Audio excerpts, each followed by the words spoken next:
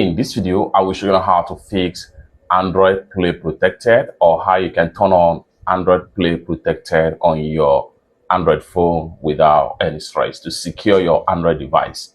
Let me show you how. Very first thing you want to do right here is to go ahead and make sure you open up your Play Store. Open up Play Store. And the next thing you want to do right here is to go ahead and make sure you click on your profile icon.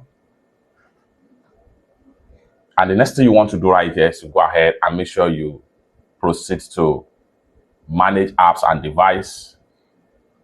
Then here you go. Play Protect scanning.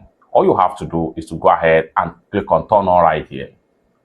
Allow the scan to run completely.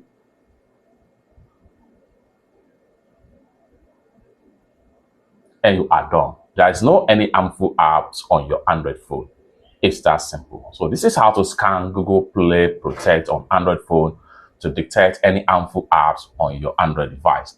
For more useful tutorial tips and tricks like this, consider to subscribe. Thank you so much for watching, and I hope to see you in my next video.